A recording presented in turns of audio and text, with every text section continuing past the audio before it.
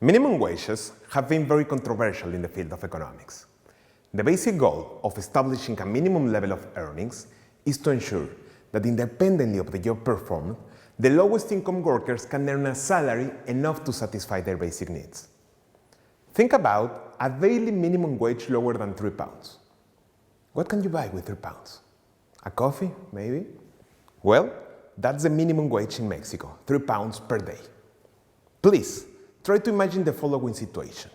It doesn't matter if you work full-time.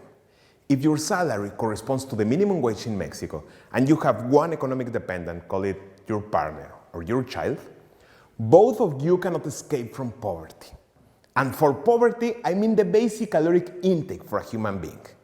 Needs like housing, clothing, transport, education are so far from being satisfied.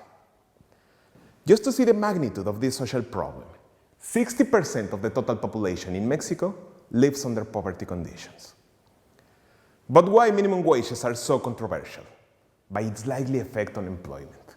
Let me explain it. Employers are required to increase the wages paid. To absorb this higher level of cost, their response could be to fire workers.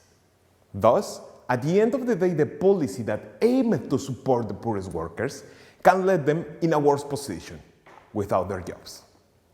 For my PhD studies, I evaluate if a minimum wage increase can have negative repercussions on employment.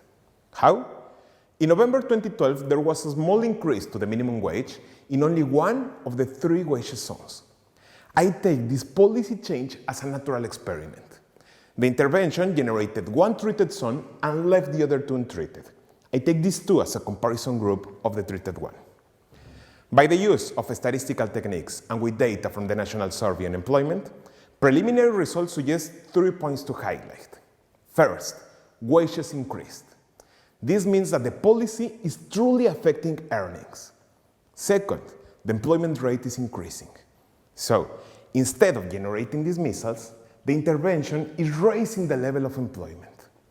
And third, the proportion of workers with social security coverage is also increasing. Therefore, there is no harm in terms of employment by increasing minimum wages. On the contrary, there are important positive effects on the labor market. This constitutes formal evidence that minimum wages in Mexico can be a powerful instrument to fight against poverty. Thank you very much.